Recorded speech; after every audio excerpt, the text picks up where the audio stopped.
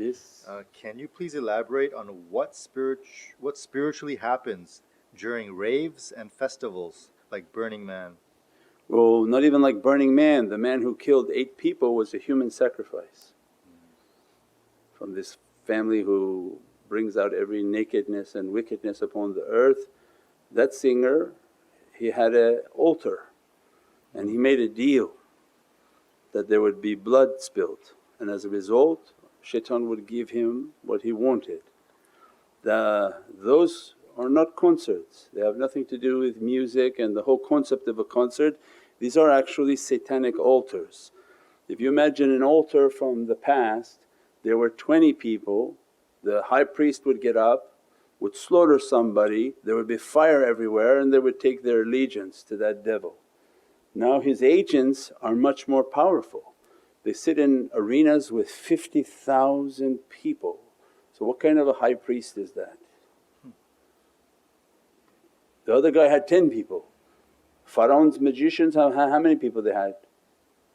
100 people in their audience doing their temples? What kind of priests are these that they have 50,000 people and they're singing their praise to shaitan? They're putting their fire and their emblems, they put their hand up. As soon as they put their hand up, you've sworn allegiance to these devils. And then to make their things even more, they have to make a nadhr, a sacrifice.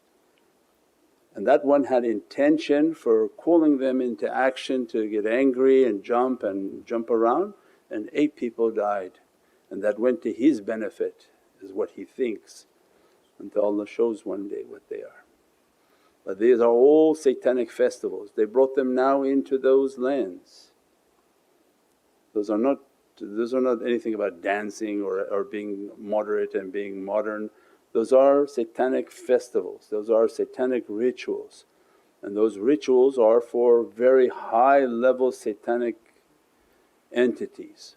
If you think about entities in the past, there were 10 people, 100 people, 1,000 people. You're talking about people who bring in 50,000 to 100 million people watching them on live broadcasts.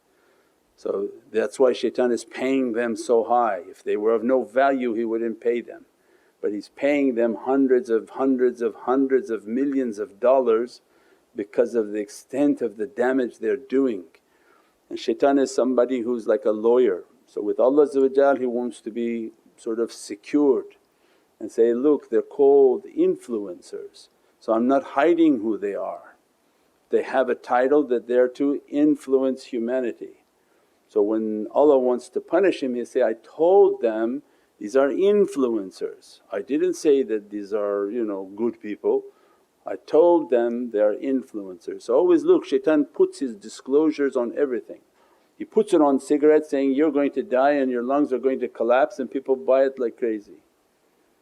Can you get angry at him? He's going to say, no, Ya Rabbi, I put the warning on the package, these chosen people of yours decided that's what they wanted. He's angry with them.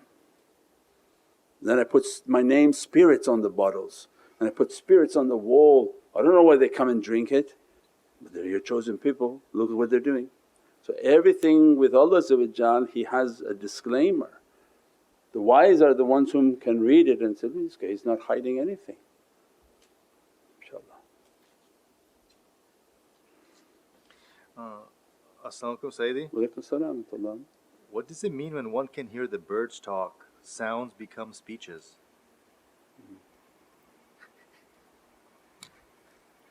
InshaAllah is good, but don't talk about it because if it's true, alhamdulillah, or people just start to lose their mind and think that they're talking to birds.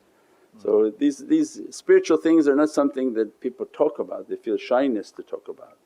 But anytime we answer something publicly, we have to be careful because people not feeling well, then they start to say, the tree's talking to me, the leaves are talking to me, everyone's talking to me, and then they want to wear a tinfoil hat.